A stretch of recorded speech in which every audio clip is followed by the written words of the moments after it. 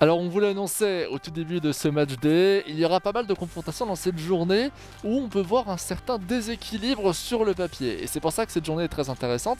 C'est parce qu'à l'image de la journée précédente également, on va avoir des confrontations entre des grands ténors actuels de cette compétition et des joueurs un peu plus de type lanterne rouge. Alors évidemment j'avais oublié un gros match qui nous attend, restez bien là, entre Courtrai et Charleroi, mais pour le reste on aura quelques matchs comme ceci. On aura par exemple Saint-Tron-Cercle de Bruges, mais on aura aussi le match actuel, Zulte Waregem Ostende. C'est vrai que sur papier, voilà, c'est un peu déséquilibré.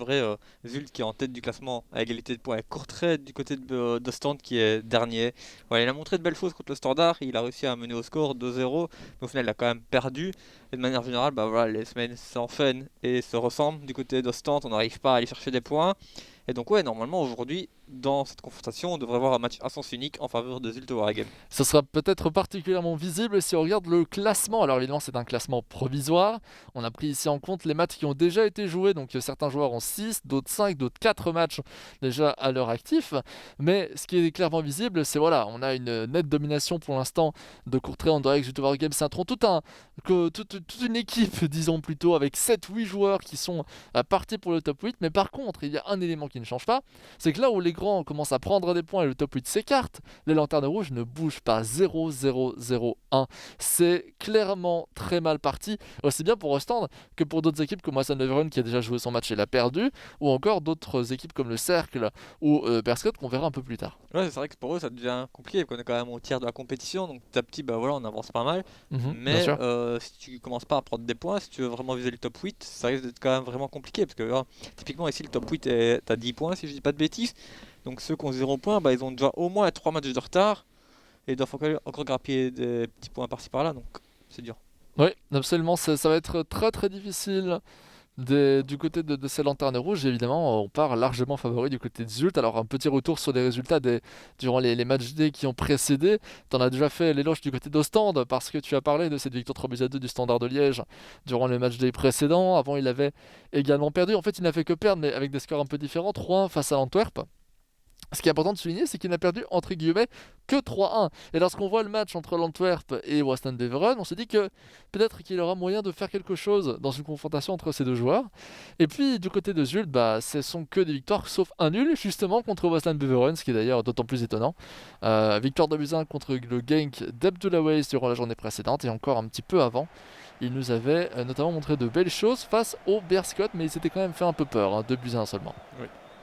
Allez, engagement de cette confrontation entre Zulte Waregem et le KV Ostende avec Zulte au ballon, Sissako pour Dompe sur la droite, les petites feintes. On reste sur cette ligne droite pour revenir peut-être en retrait avec Oparé. En théorie, tu l'as dit, ces matchs partiraient avec un très très fort avantage pour Zulte. Ça pourrait même tourner à énormément de buts, mais tout est possible. Attention à ce premier tir, deuxième plutôt, vu que le premier a été contré. Proposé par Zulte Waregem, on rappelle qu'il joue en blanc et rouge actuellement, au stand qui est en noir. Allez, petit passement de jambes. Ouais, on va peut-être revenir dans l'axe, mais sans succès. Une pause qui a été demandée, peut-être un petit souci au niveau des commandes. On sait que parfois ça arrive et bah, c'est parfois difficile aussi de jouer avec des commandes qui ne sont pas celles qu'on préfère. Ah, c'est vrai. Bataille. J'ai toujours trouvé ça très très intéressant, d'ailleurs dans le jeu vidéo de manière générale, que tout le monde a un peu des combinaisons, disons, sur manettes différentes. Certains vont jouer en alternative, d'autres en classique, d'autres vont même mettre des éléments totalement personnalisés auxquels on n'aurait jamais pensé. Tout plein de diversité au niveau de ça également. Le grand pont de la part de Geoffrey Mekou. Ça, c'est une technique qui marche très très très bien dans ce FIFA. Oui. C'est vrai que après voilà, c'est vrai que ça surprend quand même. Il y a quand même moyen de défendre dessus, mais c'est vrai que c'est une technique qui fonctionne pas mal, donc il a raison d'en profiter et ça fonctionne bien contre Ostende apparemment. Apparemment, effectivement, premier but encaissé pour Kylie. C'était très vite. On a poussé le ballon tout simplement. On a essayé de prendre les vitesses des défenseurs qui pourtant sont relativement rapides en mode de Nantes. Il faut quand même le souligner, ils ne sont pas aussi lents que entre guillemets en mode classique. Donc c'est très important de le souligner. L'accélération en sortie du grand pont est tellement impressionnante que ouais, tout à fait. Notamment au niveau de l'animation, oui, tout à fait. Oparé pour Dompe maintenant. Dompe sur l'aile droite qui vient revenir en retrait avec Oparé de nouveau. Oparé, on revient sur Dompe pour Srarfi.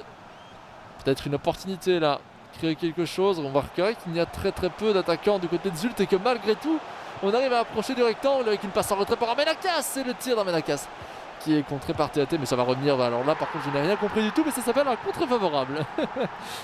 J'allais dire très très bien vu, mais encore que on a bien fait de tirer quand même premier poteau parce qu'il y avait un défenseur qui contrait sur le tir croisé, donc il y a eu pas mal de jugeotes dans le tir de Geoffrey. Par contre, Non, mais un peu de chance. il y a beaucoup de lucidité en attaque. On voit typiquement quand le gardien sort et tout ça, que tu as un peu pressé avec le gardien, il y a beaucoup de joueurs qui pourraient stresser un petit peu, ne pas faire le bon choix. Là, il a quand même la lucidité de faire encore la passe pour justement bien décaler et pour être sûr de marquer ce but. Tout à fait, mais j'ai pas très bien compris ce qui s'est passé avant cette passe. Parce que je me suis dit, mais comment ça se fait qu'on arrive à retrouver ce ballon, à avoir refait la passe. Bon, il n'y a pas eu un contre, quelque chose comme ça? Il me semble que oui. Je ne suis pas 100% sûr, donc je ne vais pas trop m'avancer, mais malgré tout, je pense que ce but est un petit peu à quelques petites relations, disons, avec la chance. Tarpino, Fashion, on va chercher Yul Sagar. Yul Sagar encore. Et donc, regardez comme il conserve bien le ballon, mais déjà à 2-0 à la 21e minute de jeu, ce n'est pas vraiment la préoccupation principale, je pense, d'Ostende de conserver ce ballon. L'idée est plus de rapidement en mettre un pour reprendre un petit peu de mental et, comment dire, sortir mieux dans la rencontre. Ouais, après, ça risque d'être compliqué, hein, mais c'est possible. C'est vrai qu'il joue avec 3 défenseurs, donc offensivement, il est il a beaucoup d'opportunités, j'allais dire très très fort, mais c'est peut-être pas forcément le bon terme. Mais à côté de ça, il est fort découvert en défense. Srarfi, la profondeur pour aller chercher Armenakas. Est-ce qu'il est en position d'enjeu? Il semble que non. Armenakas encore, et techniquement c'était pas mal tenté, mais Hendry était positionné à la fois pour contrer ce dribble et à la fois également pour éventuellement contrer une passe. Allez, Daz. Daz toujours, qui n'a pas d'opportunité, préfère revenir en arrière avec Darpino. Darpino, Gueye, Van Den Rich. Pour de nouveau Gueye, attention. Bostin qui doit faire un petit arrêt, premier arrêt réellement important, on peut le dire, du côté de cette équipe de Zulte Waregem qui pour l'instant est très largement dominante dans cette confrontation. Les quelques fois où on parvient à avoir le ballon du côté d'Ostende, mais on le garde, là n'est pas le souci, on a la possession, mais rien de dangereux. Non, vraiment pas. Dompe qui tente de prendre de vitesse Ndika Matam, il va y arriver avec cette belle profondeur pour reparer, mais malheureusement là il a poussé le ballon un petit peu trop loin. Ce qui va permettre le dégagement d'Hubert pour Ndika Matam. Hubert encore. Comment réussir à se recréer? Parce que, bon, on part du principe que Zulte Waregem est une équipe qui est entre guillemets meilleure que nous. Imaginons tu es dans cette situation, Xavier. Comment faire pour battre un joueur qui... Comment faire pour s'adapter face à un joueur comme Geoffrey Meko? Je pense déjà si c'était 0-0, ce serait différent. Enfin, déjà, à 0-0, je jouerais peut-être déjà en 4-2-3 et pas avec 3 défenseurs pour et au moins sécuriser ma défense et espérer peut-être mettre un goal en contre et ne pas encaisser. Mais voilà, ici, quand tu perds 2-0, tu dois essayer de jouer offensif et espérer. C'est vrai. Voilà, ici, je pense pas qu'il puisse faire grand-chose. Donc au final, la formation qu'il a maintenant est bonne, mais pour la situation actuelle et pas pour les 30 premières minutes de jeu. Sec, Sissako, Srarfi toujours qui revient en retrait vers Sissako maintenant. On va rechercher Sec peut-être, mais non, il n'y a pas vraiment d'opportunité pour l'instant pour Zulte. Je regarde un petit peu de tous les côtés, mais à part revenir en retrait, pour l'instant les joueurs n'arrivent pas à bien se démarquer. Attention avec Srarfi qui peut peut-être jouer le décalage individuel. C'est peut-être de là qu'on aurait pu créer une occasion. Dommage qu'on perde finalement ce ballon, mais niveau construction, effectivement, ça devenait complexe. Ouais, mais du côté d'Ostende, il devrait aussi peut-être presser un peu plus haut. C'est possible, tout à fait possible. Parce que quand on voit Zulte justement devant le rectangle, il n'y a pas beaucoup de pressing sur eux. 2 mètres, on revient en retrait vers Sec pour Armenakas qui est taclé intercepté plutôt la balle par Yul Sagar, bataille Van Den Rich, Darpino avec Sakala maintenant. Sakala encore, il va devoir revenir en retrait pour aller chercher Ndika Matam avec Daz. Face à Sissako qui fait une belle interception là pour aller reprendre ce ballon. Dompe face à... qui fait la passe à Srarfi, qui perd le ballon face à Ndika Matam. 2-0 à la fin de cette première mi-temps. Et honnêtement, je me retrouve dans une situation qui est radicalement similaire à celle du match entre l'Antwerp et Beveren. Je suis plutôt en mode c'est mérité, c'est une domination nette, il n'y a rien à dire. Non, de toute façon, on le voit 0 tir du côté d'Ostende. Et en fait, Geoffrey, il a joué un petit peu au début, il a mis 2 goals assez facilement, sans trop forcer. Et depuis, après, il gère le match, il essaye des combinaisons un peu plus compliquées, un peu différentes. Mais oui, 2-0, l'adversaire ne te met pas en difficulté, c'est la meilleure chose pour essayer. Ouais, c'est une très très nette domination. On en voit rarement des matchs aussi dominants et c'est surtout un joli constat également Dans le sens où bah, on s'attendait à peut-être un KV Ostende qui allait avoir la hargne après sa quasi-victoire face au Standard de Liège. Mais non, non, non, non, on retrouve justement la même équipe qu'avant, une équipe qui manque de surprise, qui manque de... comment expliquer cela? Peut-être que tu auras les mots, Xavier, un synonyme de surprise pour dire que voilà, il manque d'éclat. Moi j'utilise souvent le mot éclat, mais Oui, un petit éclair de génie ou quelque chose comme ça, vraiment une petite action vraiment qui puisse faire la différence. c'est ça. Parce qu'on reste très, très statique, très basique en fait dans le jeu du KV au stand. Là, regardez, même chose, on joue en deux temps sur justement le côté 1-2, on joue rapidement, mais ce genre de colonne, c'est Ouais, rapidement il faudra intercepté. peut-être un peu plus de fantaisie dans Voilà, c'était l'interface. fantaisie que je cherchais comme mot, très bien vu. Xavier, c'est peut-être, je pense, que ce qui manque, en plus des gestes techniques. Hein. A-t-on vraiment vu pour l'instant le KV au stand faire des gestes techniques relativement développés? Alors, on a vu quelques petites feintes, hein, là n'est pas la question, mais par exemple, du côté de Zult, on a tendance à avoir plus de gestes techniques qui sont bien placés. Hein. On n'est pas sur une abondance non plus, mais là, par exemple, ce grand pont, je n'en ai pas vu un seul du côté d'Ostende. Armenakas, Non, c'est vrai, t'as raison. avec Sek, Sissako. Pour Sek de nouveau, peut-être aller rechercher l'axe, on préfère revenir à gauche avec Armenakas, c'est Sek encore. Comment justement se sortir de là hein, du côté du KV Ostende, c'est vraiment la question actuelle. Je vous invite aussi à vous la poser chez vous, ou peu importe l'endroit d'ailleurs de vous nous regarder, hein, parce que c'est l'avantage aussi d'avoir une compétition en ligne. Attention, oh là là, le petit pont et Armenakas qui va mettre le ballon à terre. C'est magnifique et c'est surtout attendu. On ne fait rien du côté du KV Ostende. 3 buts à 0, on arrive à placer le petit peu. Alors les petits ponts dans FIFA, moi je prends toujours des réserves. En vrai c'est super beau, on crie tous. Dans FIFA ça a souvent tendance à plus relever de la chance. Hein. Ouais, un petit peu. Après, voilà, quand on joue en défense, il n'y a pas vraiment de pressing, il y a beaucoup d'espace entre les défenseurs. Donc, en fait, ouais, Zult, il peut se promener un petit peu en défense et marquer un peu comme il a envie. C'est ça, parce que malheureusement la différence c'est que du côté de Zult quand on est compact en défense au niveau du rectangle, on arrive à bloquer les trajectoires. Du côté du KV Ostende ce n'est pas le cas. C'est malheureusement pas le cas. Allez, là on a peut-être une opportunité de faire quelque chose. Avec bataille. Goey, Van den Rich, et on va revenir de l'autre côté avec Hulsager. Hein. Vraiment toujours le même jeu du côté d'Ostende. On essaye de faire des tours. Donc on fait droite-gauche, droite-gauche, droite-gauche, jusqu'au moment où on va créer de l'espace chez l'adversaire. Ça a très bien marché contre Shadow, parce qu'on sait bien que sa défense elle est relativement haute. Il y a un pressing, donc il a tendance à bouger ses défenseurs. Ça ne marche pas du tout contre Zul, qui a tendance à rester dans le rectangle. Non, c'est ça. Allez, Après, voilà, on voit aussi Zult, quand ils sont en défense, ils pressent un peu plus haut, ils essayent de récupérer le ballon. Ouais, Tandis c'est que vrai. là, au stade, ils sont attentistes. C'est vrai, mais pas un pressing aussi fort évidemment que Shadow non plus, mais un pressing arrivé à la ligne des 30 mètres, je dirais environ. Il monte progressivement pour essayer de gêner le joueur adverse et le récupérer au final à la moindre erreur ou surtout à la moindre hésitation. La belle profondeur pour aller chercher 2 mètres. Strarfi, peut-être, oh la feinte. Elle est sublime.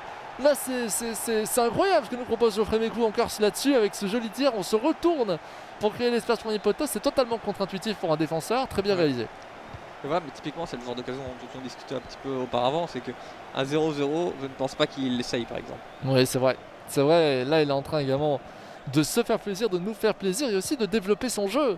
Parce que d'un côté, ça permet également de voir, voilà, est-ce qu'une action comme celle-ci, ça peut se concrétiser? Est-ce que ça vaut le coup de faire ce genre de feinte? Est-ce que, au contraire, le tir premier poteau serait sur un angle trop fermé pour que ça réussisse? Plein de questions comme celle-ci. Puis il offre également du jeu à tout son public, justement, de Zult Tower Game. On sait qu'ils sont beaucoup plus nombreux du côté des casters néerlandophones, que l'on salue d'ailleurs s'ils nous écoutent. Bien qu'ils soient également en train de commenter, mais en différé, on sait jamais. On ne sait jamais. Un Menaka sur 2 mètres qui va lancer cette profondeur. Il n'est pas en position d'enjeu, elle est parfaite. Hein. Cette profondeur lobée avec Armenakas. Armenakas encore et le tir croisé. 5 buts à 0. Kylie qui ne peut vraiment strictement rien faire, hein, on peut le dire maintenant. C'est une nette domination pour le joueur de Zult. Et on voit Zult qui veut vraiment soigner le goal average.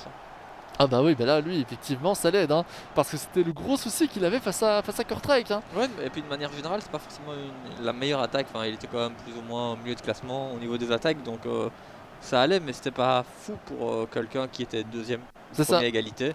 Tandis qu'ici, ben, il faut un grand pas en avant avec cette victoire avec au moins plus 5. C'est ça, pour vous parler un petit peu de justement cette différence de but, du côté de Courtrai on a 11 de différence de but parce qu'on a encaissé que 2 buts depuis le début de la compétition. Par contre, du côté de Zult, on était à 5. C'était relativement faible comparé à ses adversaires du même rang. Tu fais bien de le dire, Xavier, donc c'est peut-être aussi pour ça qu'il essaye de jouer un maximum vers l'avant quand même malgré tout et aller marquer des buts. Parce qu'il sait qu'il est un petit peu en retard par rapport à ça, ou en tout cas un petit peu en retard face à son concurrent direct qui est Courtrai. Oui. Alors Menakes, oula, il s'est passé quelque chose là, on a fait passer le ballon un petit peu en arrière. Probablement pas ce qu'il voulait tenter. Sakala vers McGuigan. Relativement rare aussi de le voir jouer, je pense que c'est un changement. Sakala, de nouveau, on va chercher Van Den Reich maintenant sur la droite. Peut-être aller au moins aller en marquer un du côté d'Ostende, ça lui ferait du bien. Pour éventuellement de futures compétitions, de confrontations, pardon, mais malgré tout, là ça commence à devenir très ardu. Je vais aller voir un truc un petit peu après. Darpino. Darpino se retourne, vient chercher McGuigan encore, avec une profondeur qui a failli arriver dans les pieds une nouvelle fois d'Ostende. Sans succès. Ce que je voulais vous dire, c'est que pour atteindre le top 8, alors évidemment c'était pas la même situation, hein. On va y revenir après. Là il y a peut-être un but qui arrive avec 2 mètres, le lob arrêté par Hubert justement au niveau de sa paume. Très très bien joué de la part du gardien parce que c'était une occasion franche. Mais ce que je voulais vous dire, c'est que dans la compétition régulière de l'année précédente, la compétition à l'époque pour les joueurs amateurs, eh bien le top 8, alors c'était le top 6 à l'époque qu'il fallait, mais le top 8 malgré tout était à 24 points. Donc en comptant qu'il y a 2 matchs supplémentaires, vu qu'il y a 2 équipes supplémentaires cette année, on compte aller 25, 26, peut-être 27, pour espérer être qualifié dans ce top 8 à l'issue des journées de championnat. Donc, les joueurs qui sont en tête de ce classement, ils ont déjà fait la moitié du boulot. C'est ça, c'est exactement ça pour l'instant avec leurs 13 points. Ils sont à peu près à la moitié, à seulement 5-6 journées maintenant de compétition. Parce qu'évidemment à 13 points ils étaient à la moitié. Lorsqu'ils vont gagner, si c'est le cas maintenant pour Zult, eh bien ils auront dépassé cette moitié à l'issue de 6 matchs de compétition. Il y en a, on le rappelle, 17. Donc on a encore largement le temps. Bah écoutez, belle victoire hein, de la part de Zult, mais honnêtement difficile encore une fois de sortir quelque chose vraiment dans ce match. Déception du côté d'Ostende évidemment. Ouais, voilà, en fait le match était un peu comme on s'y attendait, à un match à sens unique du côté de Zult. Très rapidement il a mis 2 buts et puis après il a pu se faire plaisir, il a pu essayer des choses comme notamment un de ses derniers buts. Donc voilà, au final la logique est respectée, une victoire nette et sans bavure, 5-0 de Zulte Waregem. Effectivement il a pu dérouler son jeu et donc le match qui était censé suivre était le match entre Malines et Genk. Donc je le répète encore une fois, ce match a été reporté Miran justement le jour de Malines qui est en plein examen en fait au moment où je vous parle. Donc c'est évidemment impossible pour lui de jouer le match en étant en examen. Mais on reviendra avec ce match un petit peu plus tard dans la compétition. Ne vous inquiétez pas, il sera joué malgré tout. Voilà donc pour ce match avec une victoire très très nette, on peut le dire, de Zulte Waregem qui le met provisoirement en tête du championnat. Si on veut continuer d'en savoir plus là-dessus, il va falloir suivre le match de Courtrai face à l'un adversaire peut-être un petit peu plus coriace qu'est les Sourdines de Charleroi. On verra ça un tout petit peu plus tard. Avant cela, une petite capsule, toujours sur le même joueur, ça n'a pas changé. Si vous êtes sur YouTube, il y a une vidéo qui est sortie un petit peu avant. Prenez connaissance avec Tatati Tatata, avec en l'occurrence Zachary Bentato Imperator. Enfin, Imperator, il n'y en a plus trop qu'on appelle par ce nom-là, donc on va se contenter de Zach Bentato. Pour ceux qui nous suivent en flux en direct, n'hésitez pas, c'est maintenant la petite capsule.